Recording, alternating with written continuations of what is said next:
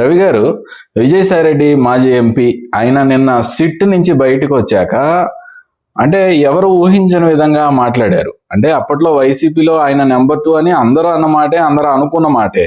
ఆయన ఇప్పుడు దాని మొత్తాన్ని తలకిందులు చేసే విధంగా మాట్లాడారు. ఇంకొన్ని ఘాటు వ్యాఖ్యలు కూడా చేశారు. ఏంటి సార్ ఆయన అడుగులు ఎటుపడుతున్నాయి? దానికి ఇదేమన్నా ముందస్తు సూచన? నిజంగానే తన గురించి అది వరకు ఉన్న అభిప్రాయాలు, తన మీద కథనాలు, సెటైర్లు అని ఆయన అంటున్నారు. వాటన్నిటికీ భిన్నంగా ఆయన మాట్లాడారు.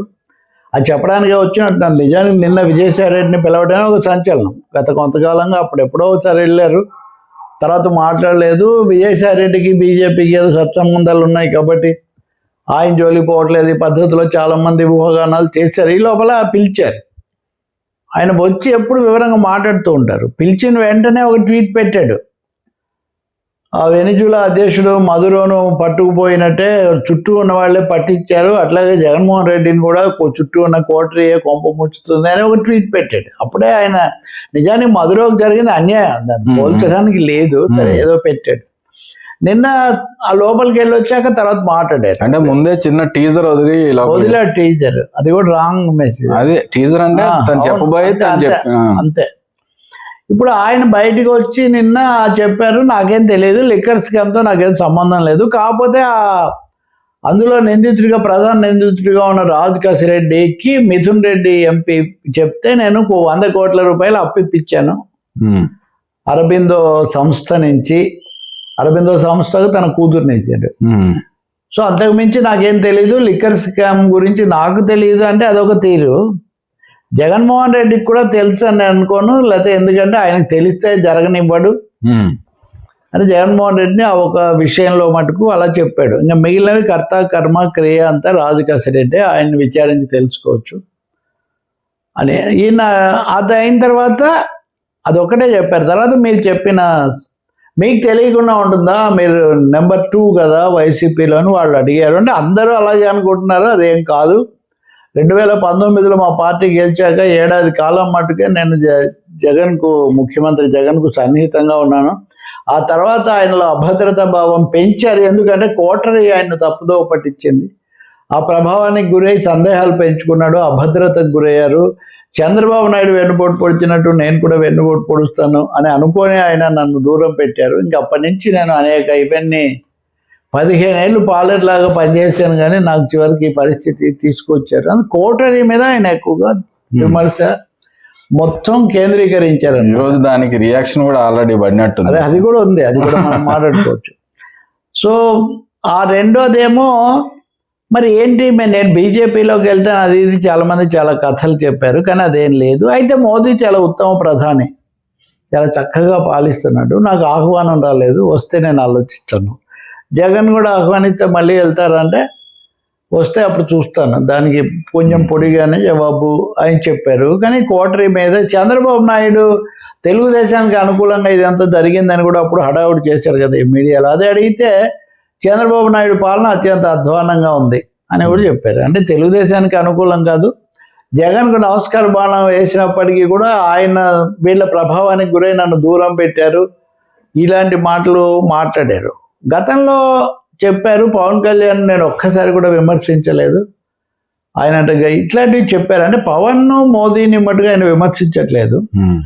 జగన్ ఏమో గతం బాగానే ఉందని ప్రస్తుతం విభేదిస్తున్నాను అంటున్నారు, మోదీని చాలా అత్యుత్తమ ఈ పద్ధతిలో చెప్తున్నారు. కాబట్టి వీటి అన్నిటిలో కొన్ని రాజకీయ సంకేతాలు అయితే ఉన్నాయి అనేది మనకు బాగా అర్థమవుతుంది. ఇంకా ఇతర అంశాలకు వస్తే ఆయన రాజకీయంగా ఏం చేయాలనుకుంటున్నారు, కొంతమంది ఏమో వ్యక్తిగా ఆయన ఏం చేస్తారు అన్నది పెద్ద అంత ప్రధాన అంశం కాదని అంటున్నప్పటికీ జగన్కి అంత సన్నిహితంగా ఉండి కేసులన్నింటిలో చాలా కేసుల్లో A2గా ఉన్నారు కదా, అది కూడా అన్నాడు ఆయన. కేసులు ఆరోపణలు ఎదుర్కోవడంలో నేను A2 తప్ప అధికారానికి వచ్చిన తర్వాత మటుకు నన్ను పూర్తిగా వీళ్ళు దూరం పెట్టారు అని. ఎవరు ఆ కోటరీ అంటే మన పేరు చెప్పట్లేదు, మీకు అందరికీ తెలుసు, ఆ పేర్లు మీకు తెలుసు, ఇలా దాటేస్తున్నారు. కాబట్టి ఆయన పూర్తిగా ఒక స్పష్టమైన అవగాహనతో కొన్ని దాటవేసి కొన్ని చెప్పదలుచుకున్నవే చెప్పే విధంగా వచ్చారు అని అనుకోవాల్సి వస్తుంది. తెలుగుదేశంతో చేరారు, జగన్ పిలిస్తే ఆలోచిస్తారు. బీజేపీ చాలా గొప్పది, ఉత్తమ ప్రధాని కాబట్టి వాళ్ళు పిలిస్తే అంటే పర్సనల్ గా జగన్ కున్న ఇమేజ్ లో ఆయన ఎప్పుడు ఎవరిని పిలిచి చేర్చుకోరు అనేది ఒకటి అన్రిటన్ రూల్ గా పెట్టుకుంటారని. ఖచ్చితంగా. అంటే ఇప్పుడు కొన్ని వ్యాఖ్యలు చేశారు విజయసాయి రెడ్డి. ఉదాహరణకు ఏమని, జగన్ మళ్ళీ అధికారంలోకి 20 ఏళ్ళ అధికారంలో ఉంటాను అనుకున్నాడు, ప్రతి ఒక్కరు గెలిచినప్పుడు అలాగే అనుకుంటారు. చంద్రబాబు కూడా నేను 25 ఏళ్ళు ఉంటా అన్నాడు, తీరా ఆయన ఓడిపోయాడు, ఈయన కూడా ఓడిపోయారు. అందుకని ప్రజాస్వామ్యంలో అది కుదరదు. కూటమి కలిసి ఉన్నంత వరకు జగన్ అధికారంలోకి రావడం కళ్ళ. ఇది పెద్ద స్టేట్మెంట్. అంటే జగన్ మీద 1-3 కామెంట్స్ ఆయన చేస్తున్నారు. కూటమిని విడగొట్టాలి వైసీపీ గెలవాలంటే. ఆ విడగొట్టడానికి కావాల్సిన వ్యూహం కూడా వీళ్ళ దగ్గర లేదు. అంటే ఏ తర్వాత చెప్పాలంటే ఓటరీ పూర్తిగా పక్కదో పట్టించింది. జగన్కు సరైన వ్యూహం లేదు. జగన్ మళ్ళీ అధికారానికి వచ్చే అవకాశం కూడా దాదాపు లేదు. అయితే ఈయన రాజకీయాలకు దూరంగా పొలం చూసుకుంటాను అది ఇది అన్నారు కదా గతంలో. ఇప్పుడు చిన్న అమెండ్మెంట్ పెట్టారు, ఏడాది పాటు చూసుకుంటాను అన్నాను, ఏడాది అయిపోయింది, చూసుకొని వచ్చేసారు. అందుకని జూన్ 25కు నేను మళ్ళీ రాజకీయాల్లోకి వస్తాను అని చెప్తున్నారు. అంటే జూన్ 25న ఆయన ఏం రాజకీయ ప్రకటన చేస్తారు? కొంతమంది ఉద్దేశంలో ప్రమోద్, బీజేపీతో ఎంతో కొంత కేంద్రంతో అవగాహన, వాళ్ళ ఆశీర్వాదాలు లేకపోతే ఇంత స్వేచ్ఛగా ఇవన్నీ తిరగటం. అసలు ఏపీ నుంచి ప్రతిపక్షం కానీ పాలకపక్షం కానీ ఇలా బయటకు వచ్చిన వాళ్ళు కానీ ఎవరు బీజేపీని మాత్రం విమర్శించట్లేదు. అంతే, 4 ప్రాంతీయ పార్టీలు బీజేపీ చుట్టూ తిరుగుతూనే ఉన్నాయి. ఈయన కూడా ఒక్క మాట కూడా అనలేదు. అందుకని ఇప్పుడు మీరు గమనిస్తే కనుక కవిత ఇక్కడ, అక్కడ షర్మిల కాంగ్రెస్ అనుకోండి. ఇప్పుడు ఈయన దగ్గరగా ఉన్న వాళ్ళు, ప్రభుత్వ కుటుంబాలకు సంబంధించిన వాళ్ళు, పార్టీల వాళ్ళు చాలా మంది బయటకు వస్తున్నారు. సో ఈయన కూడా అలాగే ఉండొచ్చు. అందుకనే ఈయన విమర్శలు, ఘాటు విమర్శలు ఇటువైపు ఎక్కువ పెట్టారు తప్ప బీజేపీని ఏమీ అనకపోగా ఉత్తములు అని దానికి బాగా కితాబిస్తున్నారని తెలుస్తుంది.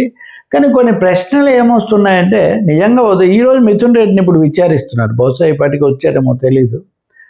మిథున్ రెడ్డిని అరెస్ట్ చేస్తారా, విజయసాయి రెడ్డిని కూడా అరెస్ట్ చేస్తారా? చేస్తే ఇదివరకే చేస్తుండేవాళ్ళు కదా. మిథున్ రెడ్డిని ఆల్రెడీ ఒకసారి అరెస్ట్ చేశారు. ఆయన 72 రోజులు ఉండి వచ్చారు, ఆయన బెయిల్ మీద వచ్చారు. కానీ విజయసాయి రెడ్డిని ఏం చేయలేదు. చేస్తారని చాలా మంది అన్నారు, చేయలేదు. మరి ఈయన కూడా ఏం చెప్తాడో అయిన తర్వాత జరుగుతుందా? కొంతమంది అసలు వీళ్ళందరూ కాదు జగన్నే అరెస్ట్ చేస్తారేమో అంటే, సిబిఐ కేసులో ఏం కదలలేదు, వీళ్ళనే అరెస్ట్ అయినప్పుడు జగన్ అరెస్ట్ చేయడం దాకా వెళ్ళకపోవచ్చు అని. మొత్తం మీద విజయసాయి రెడ్డి ఎపిసోడ్ అనేది ఏపీ రాజకీయాల్లో కొంతకాలం తర్వాత కొంత తీవ్ర సంచలనమే కలిగించింది. మీరు అన్నట్టు పేర్ని నాని మాజీ మంత్రి ఈరోజు మధ్యాహ్నం మీడియాతో మాట్లాడినప్పుడు దీని మీద కూడా స్పందించారు.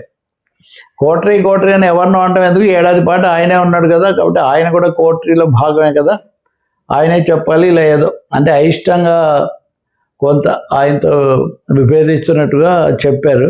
అంటే మళ్ళీ తెలుగుదేశం వాళ్ళు కొంతమంది మటుకు ఇదంతా నాటకం, జగన్మోహన్ రెడ్డి దీన్ని వెనుకున్నాడు, కావాలని వాళ్ళు విడిపోయినట్టు నటిస్తున్నారు, అది ఇది అంటున్నారు. కానీ నువ్వు అన్నట్టుగా జరిగి ఉండకపోవచ్చు. మీరు అన్నట్టు జగన్తో ఒక పాయింట్ మించి ఈయన విడగొట్టుకోదలుచుకోలేదు, కానీ దూరంగా ఉంటారు రాజకీయాల్లో. మళ్ళీ పైగా ఇన్ని అన్న వ్యక్తిని పిలిచి చేర్చుకుంటే అది కూడా చెప్పాడు ఆయన.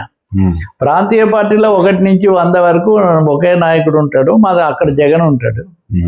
మరి ఆ 1 నుంచి 100 ఇన్ని విమర్శలు చేశాక ఆయనే రమ్మనే అంత రామకృష్ణ పరమహంస ఇదేం కాదు కదా, కాబట్టి అదేం జరగదు.